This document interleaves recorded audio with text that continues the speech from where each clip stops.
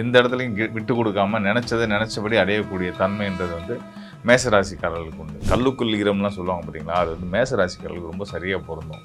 பார்க்குறது தான் rough and டஃப்பாக இருப்பாங்க, ஆனால் ரொம்ப ஒரு குழந்தை மனசு அவங்களுக்கு. இவங்களோட பிரச்சனையும் வந்து பார்த்திங்கன்னா, இவங்க இவ்வளோ ரொம்ப ஸ்ட்ரிக்டாக இருக்கிறது தான் இவங்களுடைய பிரச்சனையும் கூட. உங்களை துன்பங்கள்லேருந்து மீட்டு எப்பயுமே உங்களுடைய நிலை மாறாமல் நீங்கள் பயணிக்கிறதுக்கு வழிகாட்டக்கூடிய தெய்வமாக துர்க்கை அம்மன் இருப்பாங்க. துர்க்கை எப்படிங்க உங்கள் வாழ்க்கை ரொம்ப சிறப்பாக இருக்கும். உலகெங்கிலும் வாழும் அன்பார்ந்த ஆன்மீகம் டாக்ஸ் தமிழ் நேயர்களுக்கு அன்பு வணக்கம். நான் ஜோதிடர் குரு வரதராஜ பெருமாள். இந்த நிகழ்ச்சி ஒரு வித்தியாசமான நிகழ்ச்சி. என்ன அப்படின்னு கேட்டிங்க அப்படின்னா, அந்த கஷ்டங்கள் வரும்போது அதை நம்ம சமாளிக்கப்படக்கூடிய, நம்ம கஷ்டப்படுறது கஷ்டம் வரதான் செய்யும், கடந்து வாங்க நம்ம ஈஸியாக சொல்லிடலாம். ஆனால் அந்த இடத்துலேருந்து கடந்து வரக்கூடிய மனிதர்களாக ஒவ்வொருத்தவங்களுக்கும் அவங்களுடைய கஷ்டங்கள் மிகப்பெரிய துயரங்களாக தான் இருக்கும். ஸோ அப்படிப்பட்ட கஷ்டங்களை துயரங்களை எளிமையாக கடந்து வர்றதுக்கு நமக்கு வந்து ஒரு வழிபாடு அவசியம், பக்தி அவசியம். பக்தியும் வழிபாடும் இருந்தால் வாழ்க்கை சிறப்பாக இருக்கும். நம்மளுடைய துன்பங்களும் துயரங்களும் நமக்கு வந்து பஞ்சு போல் காணாமல் போயிடும். அப்படின்றதுனால உங்களுக்கு ஒவ்வொரு ராசிக்காரர்களுக்கும், அதாவது மேஷம் முதல் மீனம் வரையான 12 ராசிக்காரர்களுக்கும் தனித்தனியான தெய்வ வழிபாடை பரிந்துரையை கொடுக்க போகிறேன். அதில் குறிப்பாக சொல்லணும் அப்படின்னா பெண் தெய்வ வழிபாடை சொல்ல போகிறோம். இது கம்ப்ளீட்டாக 12 ராசிக்குமான பெண் தெய்வ வழிபாடு. இந்த தெய்வத்தை கும்பிட்டிங்கன்னா உங்கள் வாழ்க்கையில் சிறப்பு கிடைக்கும், நன்மை கிடைக்கும், வெற்றி கிடைக்கும்ன்றதை நம்ம சொல்ல போகிறோம். தொடர்ந்து காணொலியை பாருங்கள். ஒவ்வொரு ராசிக்காரர்களும் கண்டிப்பாக இது பயனுள்ள ஒரு காணொலியாக இருக்கும். காலபுருஷ தத்துவத்தில் முதல் வீடுன்னு சொல்லக்கூடிய ராசி வந்து பார்த்திங்கன்னா மேச ராசி. இந்த மேச ராசியில் பிறக்கிறவங்க வந்து பார்த்திங்கன்னா பொதுவாகவே வந்து பொறுப்புணர்ச்சி முதல் வீடாக வரதுனால, தலைமை ஸ்தானமாக வரதுனாலோ என்னவோ பொறுப்புணர்ச்சின்றது ரொம்ப அதிகமாக இருக்கும். பொதுவாகவே இந்த மேச ராசிக்காரர்கள் வந்து பார்த்திங்கன்னா பொறுப்புகளை தட்டி கழிக்கிற ஆளுகள் கிடையாது. விரும்பி கேட்டு வாங்கி இந்த பொறுப்பை எனக்கு கொடுங்க, நான் உங்களுக்கு சிறப்பாக பண்ணித்தரேன் அப்படின்னு சொல்லி பொறுப்பை எடுத்து செய்யக்கூடியவங்களாக இருப்பாங்க. இது குடும்பத்தில் ஆகட்டும், தொழில் ஸ்தானத்தில் ஆகட்டும், எங்கேனாலுமே கூட பொறுப்புகளை விரும்பி எடுத்து இது நம்மளோட கடமை, நாம் அதை சரியாக செய்யணும் அப்படின்ற ஒரு உள்ளார்ந்த ஒரு விருப்பத்தோடு செய்யக்கூடிய பண்பு வந்து மேசராசிக்காரர்களுக்கு நிறைஞ்சிருக்கும். அதுபோக வந்து சுத்தம் சுகாதாரம் இதுதான் ரொம்ப இம்பார்ட்டன்ஸ் கொடுப்பாங்க. நம்ம சுத்தம் தான் வந்து நமக்கு எல்லா நல்லதையும் கொடுக்குன்றதுல ஒரு பெரிய நம்பிக்கை வந்து மேசராசிக்காரர்கள் இருக்கும். ஈவன் வந்து ஒரு சின்ன ஒரு தூசி இருந்தால் கூட அவங்களுக்கு வந்து அது ஒரு டேபிளில் தூசி இருந்தால் கூட இரிட்டேட்டிங்காக இருக்கும். குப்பை அங்கங்கே கிடக்கிறதெல்லாம் பார்த்தோன்னா ரொம்ப டென்ஷன் ஆகிடும், கோபமே ஆகிடுவாங்க. ஸோ அந்தளவுக்கு வந்து சுத்தத்துக்கு சுகாதாரத்துக்கும் ரொம்ப முக்கியத்துவம் கொடுக்கக்கூடிய ராசிக்காரர்கள் யாருன்னா மேச ராசிக்காரர்கள் தான். நான் முன்னாடியே சொன்ன மாதிரி நிர்வாகத்திறன், ஒரு பொறுப்பெடுத்து செய்கிறது தான் சாதாரண விஷயம் இல்லையா? ஸோ அந்த நிர்வாகத்திறனுக்கும் பேர் போனவங்க வந்து யாருன்னு பார்த்தீங்கன்னா நம்ம மேச ராசிக்காரர்கள் தான். மேசராசி மேச லக்னமாக இருக்கிறவங்க தான் வந்து ஒரு நிறுவனத்தில் ஒரு தலைமை பொறுப்புலையும் மேனேஜ்மெண்ட்டில், அதாவது நிர்வாகத்தை சரியாக நடத்துகிற இடத்துலையும் இருக்கிறவங்களாம், தலைமை பொறுப்பில் இருக்கிறவங்களாம் மேசராசிக்காரர்கள் தான் இருந்துகிட்ருப்பாங்க. இந்த மேசராசி வந்து பார்த்திங்கன்னா கிரகங்களில் செவ்வாயுடைய வீடாக வந்துடுது. செவ்வாய் வந்து பார்த்திங்கன்னா போராட்ட குணத்தை குறிக்கக்கூடிய முதன்மையான கிரகம் செவ்வாய் தான்.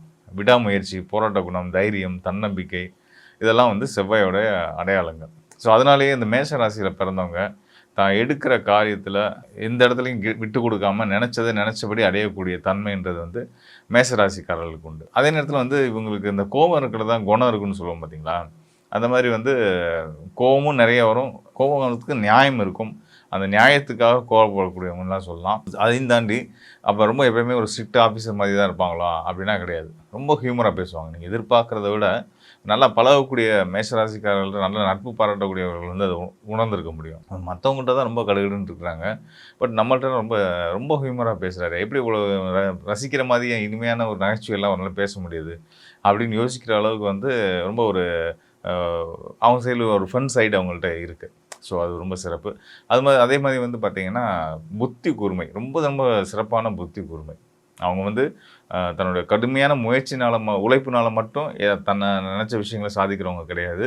ஸ்மார்ட் ஒர்க்குக்கும் ரொம்ப முக்கியத்துவம் கொடுக்கக்கூடியவங்க. ஒரு விஷயத்தை புத்திசாலித்தனமாக எப்படி சரியாக செய்கிறது, பொது அறிவோட மக்கள் நலனுக்காக யாருக்கும் எந்த பாதிப்பும் இல்லாமல் ஒரு விஷயத்தை செய்யணும்னா என்ன மாதிரி செய்யணும், இப்படியெல்லாம் பல விதமான யோசனைகளுக்கெல்லாம் போய் ஒரு விஷயத்த ரொம்ப க்ரியேட்டிவாக எல்லாத்துக்கும் பிடிக்கிற மாதிரி செஞ்சு கொடுக்கக்கூடியவர்கள் வந்து மேசராசிக்காரர்கள்.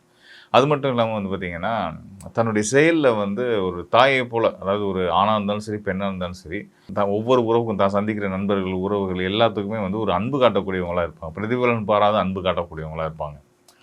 கல்லுக்குள் ஈரம்லாம் சொல்லுவாங்க பார்த்தீங்களா, அது வந்து மேசராசிக்காரர்களுக்கு ரொம்ப சரியாக பொருந்தும். பார்க்குறது தான் ரஃப் அண்ட் டஃப்பாக இருப்பாங்க, ஆனால் ரொம்ப ஒரு குழந்தை மனசு அவங்களுக்கு. அதே மாதிரி பார்த்திங்கன்னா நேர்மை, அவங்க நெறி பெறலாதவங்க, எந்த பக்கமும் தப்பான சைடில் என்றைக்குமே போய் நிற்க மாட்டாங்க. அதை வந்து அவங்களுக்கு வந்து அது எப்படி சொல்கிறதுன்னா, அவங்களோட சுய கௌரவத்தை, அவங்களோட செல்ஃப் ரெஸ்பெக்ட் அவங்களே டேமேஜ் பண்ணிக்கிறதா ஃபீல் பண்ணுவாங்க. தவறான பாதையில் போகிறதும், தவறான விஷயங்களை செய்கிறதும், அதுக்கு சப்போர்ட்டிவாக இருக்கிறதும் மிகப்பெரிய குற்றமாக கருதக்கூடியவங்க யாருன்னா இந்த மேசராசிக்காரர்கள் தான். அது இதெல்லாம் இவ்வளோ சிறப்புகள் வந்து இந்த மேசராசிக்கு இருந்தாலும் கூட, இவங்களோட பிரச்சனையும் வந்து பார்த்திங்கன்னா, இவங்க இவ்வளோ ரொம்ப ஸ்ட்ரிக்டாக இருக்கிறது தான் இவங்களோட பிரச்சனையும் கூட. ஒரு தப்பு அப்படி நடந்துருச்சு அப்படின்னா, அதுக்கு சரியான முறையில், கண்டிப்பான முறையில் தண்டனை கொடுத்தே ஆகணும் அப்படின்றது ரொம்ப உறுதியாக இருக்கக்கூடியவங்க. ரொம்ப நெறிமுறைப்படி சரியாக நெறிப்பிரலாத ஒரு நல்ல வாழ்க்கை வாழணும்னு நினைக்கிறதுனாலையும் பல எதிரிகளை சந்திக்கக்கூடியவங்களா இருக்காங்க.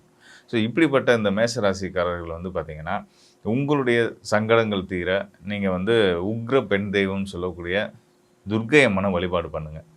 வாழ்க்கைன்னா நல்லது கெட்டது எல்லாமே இருக்கும் தான், நம்ம முன்னாடியே சொன்னது தான். ஸோ அப்படி இருக்க இடத்துல துன்பங்களை நம்ம வந்து நமக்கு இல்லாமல் வச்சுக்கிறதுக்கு, உங்களை துன்பங்கள்லேருந்து மீட்டு எப்பயுமே உங்களுடைய நிலை மாறாமல் நீங்கள் பயணிக்கிறதுக்கு வழிகாட்டக்கூடிய தெய்வமாக துர்க்கை அம்மன் இருப்பாங்க. துர்க்கை எப்படிங்க உங்கள் வாழ்க்கை ரொம்ப சிறப்பாக இருக்கும். துர்க்கையோட வரலாறு நம்ம எல்லாருமே தெரிஞ்சது தான். துர்க்கை உருவான வரலாறு. மகிஷாசுரன் வந்து சொல்லனா துயரங்களை மக்களுக்கு கொடுத்துட்டு, தேவர்களுக்கு கொடுத்துட்டு இருக்கும்போது, அந்த மகிஷாசுரனை வந்து ஆண் தெய்வங்களால் அழிக்க முடியாது. அதாவது சொல்லணும்னா சிவனாலே, பிரம்மனாலே, விஷ்ணுனாலே அழிக்க முடியாது.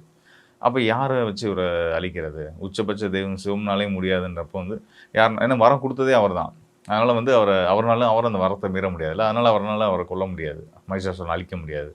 அப்போ என்ன பண்ணுறாங்க, எல்லாம் திட்டமிட்டு எல்லா தேவர்களும் ஒன்றுபட்ட ஒரு சக்தியாக மாறுறாங்க. அந்த சக்தி தான் துர்க்கை. அந்த துர்க்கை ஒரு ஒட்டுமொத்த அந்த 33 தேவர்களையும் உள்ளடக்கிய ஒரு சக்தி தான் துர்க்கை அம்மன். ஸோ அந்த துர்க்கை அம்மன் பார்வதி தேவியோட அம்சம்.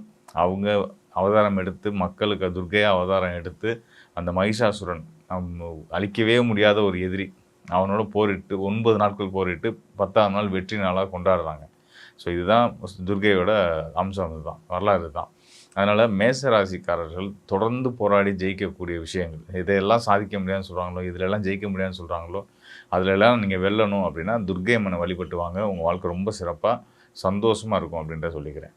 நம்ம சொன்ன மாதிரி ஒவ்வொரு ராசியில் இருக்கவங்களுக்கும், ராசிக்காரர்களுக்கும் தனித்தனியாக பரிந்துரைத்து சொல்ல இருக்கக்கூடிய தெய்வங்களை வழிபட்டு வந்தீங்க அப்படின்னா, உங்கள் வாழ்க்கையில் இருக்கக்கூடிய அனைத்து சிக்கல்களும் விலகி நிம்மதியாக, சந்தோஷமாக உங்கள் அடுத்தடுத்த காலங்களில் வரக்கூடிய பிரச்சனைகளை எதிர்த்து ஜெயிக்கக்கூடிய ஆற்றலையும், தன்னம்பிக்கையும், தைரியத்தையும் இந்த வழிபாடுகள் உங்களுக்கு நிச்சயமாக கொடுக்கும் அப்படின்றத அடிப்படையில் தான் இந்த தெய்வ வழிபாடை உங்களுக்கு பரிந்துரை பண்ணியிருக்கிறோம். அதுலேயும் குறிப்பாக வந்து நம்ம முன்னாடியே சொன்ன மாதிரி பெண் தெய்வம் அப்படின்றது வந்து பார்த்திங்கன்னா, நம்ம தாய் போல். நம்ம தந்தைகிட்ட போய் ஒரு விஷயத்தை கேட்குறதுக்கு தான் நமக்கு நிறைய தயக்கங்கள் இருக்கும். அவர் 1000 கேள்வி கேட்பார், ஏன், எதுக்கு அப்படின்னு கேட்பாங்க. ஆனால் தாய் தான் ஒரு பிள்ளை ஒன்று கேட்டுச்சுன்னா இல்லைன்னு சொல்லாமல் கொடுத்தணுன்ற ஒரு எண்ணத்தை கொடுப்பாங்க.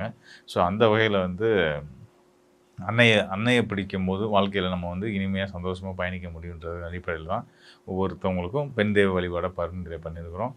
நிச்சயமாக நீங்கள் வந்து இது தவறாமல், இது வந்து ஏதோ காரணம் இல்லாமல் சொல்லியிருக்கோன்னு மட்டும் எடுத்துக்க வேண்டாம். ஒவ்வொரு ராசிக்காரர்களுக்கும் இயல்பாக உங்கள் வாழ்க்கையில் என்னென்ன விதமான பிரச்சனைகள் தான் வரும் அப்படின்றது தெரிஞ்சு தான் அதுக்கேற்ப தான் பெண் தெய்வ வழிபாடை பரிந்துரை செய்திருக்கிறேன். அந்த அடிப்படையில் செய்திருக்கிறதுனால அந்த பெண் தெய்வத்தை வழிபட்டு வந்தீங்க அப்படின்னா உங்கள் வாழ்க்கையில் வரக்கூடிய ஒவ்வொரு சங்கடங்களையும் நீங்கள் எளிதாக கடந்துட முடியும். இனிமேல் இந்த தெய்வத்தை வழிபட்டால் இனிமேல் உங்களுக்கு பிரச்சனை வரப்போகிறது இல்லைன்னு நான் சொல்ல வரல. வாழ்க்கைன்னா பிரச்சனைகள் வரதான் செய்யுன்றது அது எழுதப்படாத விதி, எழுதப்பட்ட விதின்னு கூட வச்சுக்கோங்களேன். எப்படி இருந்தாலும் கூட அந்த பிரச்சனைகளை நம்ம எப்படி ஃபேஸ் பண்ண போகிறோம், அதுக்கான தைரியமும் தெம்பும், அந்த பிரச்சனையை நம்ம வந்து தெளிவான பார்வையில் அணுகி அந்த பிரச்சனைக்கான ஆணி வேற கண்டுபிடிச்சு அந்த பிரச்சனையை தீர்த்து நம்ம வந்து ஒரு நிம்மதியான வாழ்க்கை சூழல்களை வர்றதுக்கான வழியை காட்டக்கூடியது தான் இந்த தெய்வ வழிபாடுகள். ஸோ வழிபாடு, பக்தி அப்படின்றதெல்லாம் வந்து பார்த்திங்கன்னா கண்டிப்பாக ஒவ்வொரு மனிதனுக்கும் தேவை. நம்ம வைக்கக்கூடிய நம்பிக்கை நமக்கு நல்ல பலனை கொடுக்கும். நம்ம சரியான இடத்துல வைக்கக்கூடிய நம்பிக்கை நமக்கு சீக்கிரமாக நல்ல பலனை கொடுக்குன்ற வகையில் நம்ம தெய்வ வழிபாடுகளை உங்களுக்கு பரிந்துரைச்சிருக்கிறேன். ஸோ அந்த தெய்வ வழிபாடுகளை தொடர்ந்து செய்துட்டு வரக்கூடிய ஒவ்வொருத்தரும் வாழ்க்கையில் நிச்சயமாக உங்களுடைய சிக்கல்கள்லேருந்து மீண்டு ஜெயிச்சு எப்பயுமே ஒரு மனம் குழப்பமற்ற ஒரு நிதானமான நிலையில் இருக்கும்போது நமக்கு வெற்றிகள் கிடைக்கும். அதுக்கு இந்த தெய்வ வழிபாடுகள் துணையாக இருக்கும். மன நிதானம் அப்படின்றது, மனப்பக்குவம் அப்படின்றது ரொம்ப ரொம்ப இம்பார்ட்டன்ஸ். இன்றைக்கி உலகத்தில் இருக்க பெரிய பிரச்சனையே வந்து பார்த்திங்கன்னா பெரிய நோயினே சொல்லலாம், மனநோய். அது மன அழுத்தத்துக்கு காரணமாக இருக்கக்கூடிய விஷயங்கள் வந்து நம்ம என்ன செய்யணும், என்ன செய்யக்கூடாது அப்படின்ற தெளிவில்லாதது தான். நமக்கு ஒரு தெளிவு வரணும் அப்படின்னா பக்தி வரணும். பக்தியை நம்ம யார்கிட்ட காட்டணும் அப்படின்னா, அதுக்கான வழிபாடு முறைகள இப்ப நம்ம சொல்லியிருக்கோம். ஸோ அந்த வகையில உங்களுக்கான தெய்வத்த தொடர்ந்து பிடிச்சு வழிபட்டு வாங்க. உங்க வாழ்க்கையில வரக்கூடிய சிக்கல்கள உங்களுக்கான ஏணிப்படியா, வெற்றிக்கான ஏணிப்படியா நீங்க மாத்திக்க முடியும். வாழ்க்கையில முன்னேற்றங்கள் அடைய முடியும் அப்படின்றத ஆணித்தனமா நான் சொல்றேன்.